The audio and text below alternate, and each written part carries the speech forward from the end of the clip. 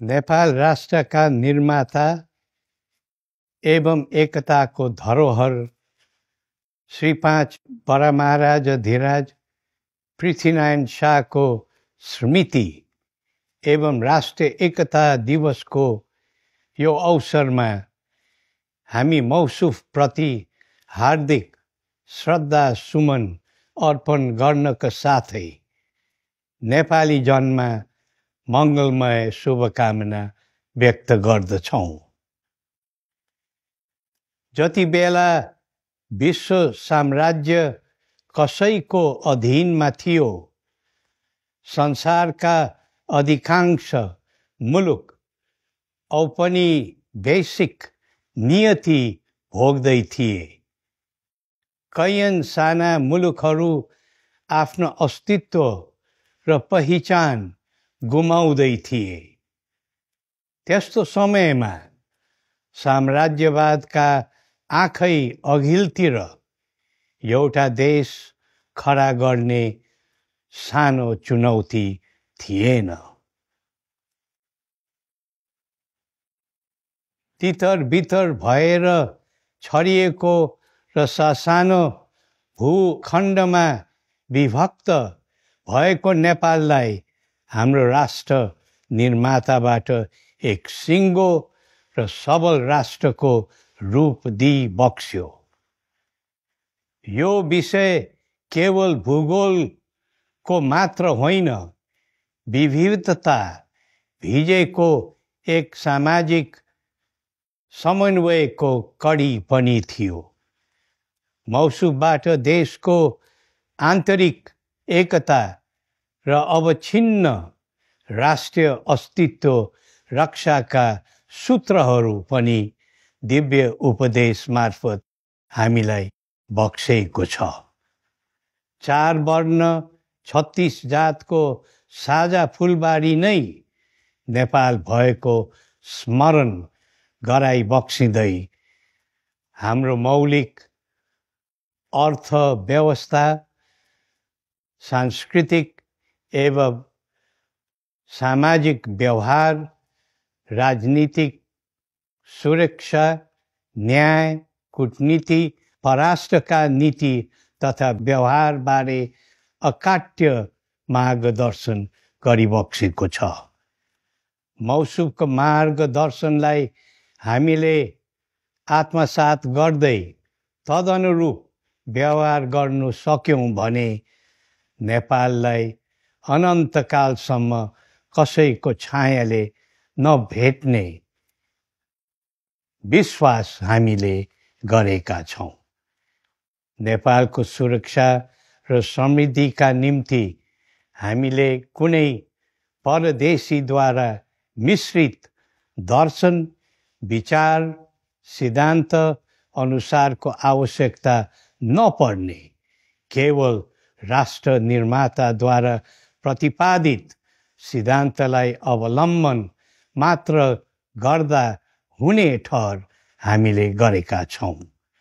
संसारकै पवित्र मुलुक नेपालमा जन्मन र यही माटोको सुगन्धमा आफूलाई समर्पण गर्न पाउँदा हामी हरेक नेपाली पुलकित छौं, गर्वान्वित महसुस गर्दछौं। देश रक्षा र देश समृद्धिको सम्पूर्ण दर्शन बडामहाराज धीराजबाट बक्सेको दिव्य उपदेशबाट लिन सकिने अवस्था रहँदै हामी मध्येकै कतिपय दाजुभाइ दिदीबहिनी किन परायाद्वारा सृजित वाद र विवादको चक्रव्यूहमा फसिरहेका हुन्, हामी सबैले आत्मसमीक्षा गर्नुपर्ने बेला आएको छ।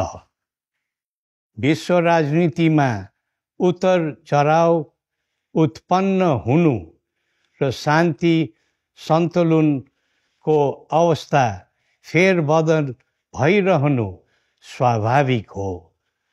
तर संसारमा उत्पन्न भइरहेको जुनसुकै स्तरको उतार चढाव र असन्तुलनको स्थितिमा पनि देशलाई सुरक्षित एवं एकताबद्ध राख्ने ज्ञान हामीलाई दिव्य उपदेश मार्फत प्राप्त छ। त्यसैले सबै देशभक्त नेपालीले दिव्य उपदेशलाई आफ्नो मार्गदर्शन सिद्धान्त बनाउन उपयुक्त हुने हाम्रो विश्वास छ।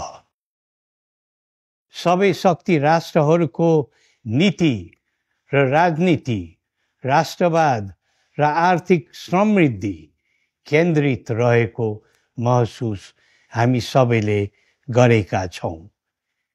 विश्वले जुन विचार अनुरूपको राजनीतिक अभ्यास अहिले गरिरहेका छन्, हामीलाई 3 शताब्दी अघि नै राष्ट्रवाद र आर्थिक समृद्धि लक्षित विचारमा केन्द्रित रहन मार्गदर्शन भएको छ।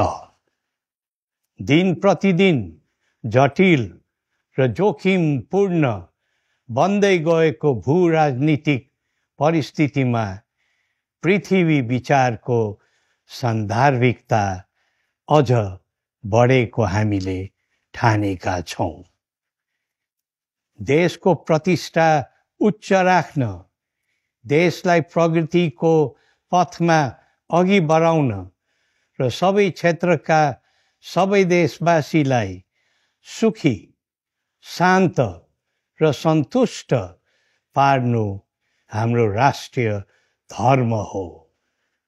तर वीरता, स्वाधीनता तथा गौरवमय मौलिक मान्यता वहन गरेको हाम्रो देश आजको विश्व व्यवस्थामा कुन कुनाभित्र छ, सोचनीय विषय छ। प्रजातन्त्र भनेको आम मानिसको जीवन पद्धति हो। स्वतन्त्रता र केवल आवधिक निर्वाचनको चक्रले प्रजातन्त्रको मर्म र मौलिकता दर्शाउँदैन। आम नागरिकको सुरक्षा, न्याय, घाँस-बास, कपास, शिक्षा र रोजगारीको सुनिश्चितता सहितको स्वतन्त्रतालाई मात्र हामी पूर्ण प्रजातन्त्र मान्न सक्दछौँ। यस दृष्टिले नेपालमा पूर्ण प्रजातन्त्र अझै आम नेपालीको सपनामा सीमित रहेको बुझ्नु पर्दछ। राष्ट्रियता सहितको पूर्ण प्रजातन्त्र नै बरामारा धीराजको विचार र प्रतिबद्धता हो। नेपाल सबै वर्ग, सबै समूह, सबै क्षेत्रका सबै रीति स्थिति र संस्कृतिलाई सम्मान गर्दै र तिनको संरक्षण गर्दै यो प्रकृतिको सुन्दर भण्डारलाई हामी सबै मिलेर समुन्नत बनाउनु पर्दछ। देश सबैको हो। हामी पराधीनता, परनिर्भरता र आत्मग्लानीको दिशातिर बढ्दै जानु दुःखद विडम्बना हो। हाम्रो स्रोत र साधन, श्रम र सिप देशको विकासमा पूर्ण रूपमा उपयोग भएको छैन। हाम्रो सामर्थ्य, जनशक्ति निरन्तर बाहिरिँदै गएको छ। हामी सुनको कमण्डलु थापेर अरूसँग भिख माग्दै आफ्नो स्रोत र सिपको दुरुपयोग गरिरहेका छौँ। राष्ट्र निर्माताको स्मरण गर्दा हाम्रो ध्यान त्यसतर्फ जानै पर्दछ। हाम्रो देशले लिनुपर्ने समृद्धिको बाटो र हामीले अवलम्बन गर्नुपर्ने चनाखो वैदेशिक दृष्टिका सम्बन्धमा हाम्रो राष्ट्र निर्माताबाट स्पष्ट निर्देशन भएको हो। हाम्रो भौगोलिक र सामाजिक बनौटका आधारमा हामीले यसै अनुरूप आफ्नो मौलिक मूल्य, मान्यता र मूल राष्ट्र नीति तथा राज्य पद्धति कायम गर्दै जानु पर्ने हो। नेपाल कसैको रणमैदान होइन। हामी सबैको शान्ति थलो बनाउनु पर्दछ। नेपाल हाम्रो साझा घर हो र हाम्रो साझा थर नेपाली हो। यस्तो एकताको समन्वयको सही राष्ट्रिय दृष्टिकोण भयो भने नै राष्ट्र निर्माताको आकांक्षा पुरा हुँदै जान्छ भन्ने हाम्रो धारणा हो। दुनियाँ जेबाट राजी हुन्छन् र आफ्नो धरातलले जे भन्छ त्यसै आधारमा हाम्रो प्रजातान्त्रिक प्रणाली बढी लोकहितकारी बन्दछ। पृथ्वी जयन्ती तथा राष्ट्रिय एकता दिवसले हामी सबैमा यस्तो दिव्य प्रेरणा प्रदान गरोस्। जय नेपाल।